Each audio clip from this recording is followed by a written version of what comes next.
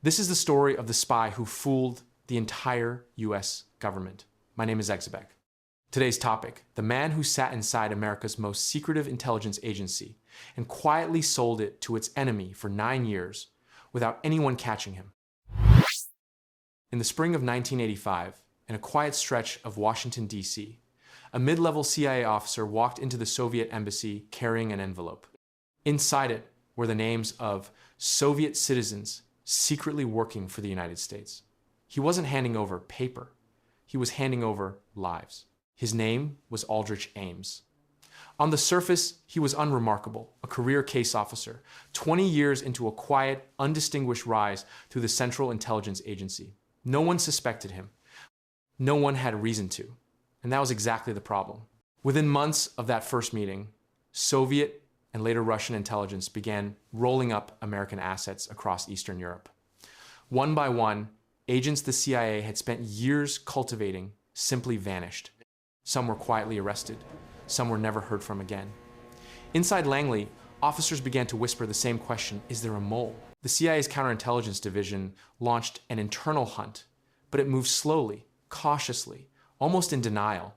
The idea that the breach could be coming from inside their own walls was, for many, unthinkable. Meanwhile, the man responsible for it kept showing up to work every day, badge around his neck, coffee in hand. Here's what should terrify you about this story. Ames wasn't a master of disguise or a Hollywood-style super spy. He was ordinary. And that ordinariness is exactly what let him hide in plain sight for nearly a decade. By the late 1980s, something didn't add up. Ames, on a modest government salary, bought a $500,000 house in cash. He drove a new Jaguar. He wore expensive suits, colleagues noticed. A few even joked about it. But in an agency built on secrecy, no one wanted to be the one to ask the obvious question out loud. He wasn't sloppy by accident. He understood the culture he was hiding inside an institution that trusted its own, that assumed loyalty as a default, and that struggled to imagine betrayal from someone who looked and sounded exactly like everyone else in the building. Twice, Ames sat for CIA polygraph examinations. Twice, the results came back ambiguous rather than damning. He was coached, calm, prepared. The system built to catch him simply wasn't built to catch someone this patient. Think about that for a second. The United States' own lie detector technology, the tool meant to protect its deepest secrets, looked a confirmed traitor directly in the eye, twice, and let him walk away both times. Year after year, the losses mounted. Foreign agents working for the US were disappearing at a rate that could not be explained by bad luck or coincidence alone. By the early 1990s, a small, frustrated team inside the CIA and FBI began quietly building a different kind of investigation, not looking for a foreign infiltrator, but for one of their own. They started pulling financial records. What they found was almost absurd in its plainness: deposits, spending patterns, and lifestyle changes that had been sitting in plain sight for years, unexamined, because no one had thought to look. This is the part of the story that still makes investigators uncomfortable. Today, the evidence wasn't hidden in some deep vault. It was in his bank statements. It took the US government almost a decade. By 1993, the FBI had Ames under quiet, intensive surveillance, watching his movements, tracking his meetings, building a case piece by piece.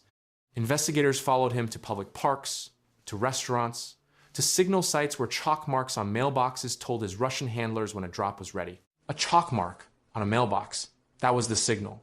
In an age of satellites and supercomputers, one of the most damaging betrayals in American intelligence history was coordinated with something a child could draw. On the 21st of February 1994, FBI agents arrested Aldrich Ames and his wife, Rosario, outside their home in Arlington, Virginia. The case that followed exposed the staggering scale of the damage over 100 intelligence operations compromised, and at least 10 agents working for the United States identified and executed as a direct result of what he had sold. 10 people, real people, who trusted that their cooperation with the United States would be protected.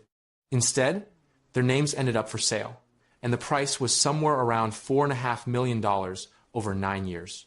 Ames pleaded guilty and was sentenced to life in prison without the possibility of parole. Rosario received a lesser sentence for her role.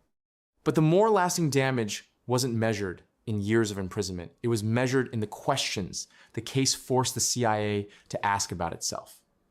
How had trust become a vulnerability? How had an entire culture of loyalty been turned into camouflage? In the years since, Ames' case became a training case study, a warning built into the very institution he betrayed, taught to new officers, as a lesson in what happens when an agency stops watching its own people as closely as it watches its enemies. So here's the uncomfortable truth. This story leaves behind the biggest threat to a system built on secrecy isn't always the outsider trying to break in. Sometimes it's the person already holding the badge. If this story pulled you in, there are more like it, buried, declassified, and waiting to be told. Subscribe so you don't miss the next one.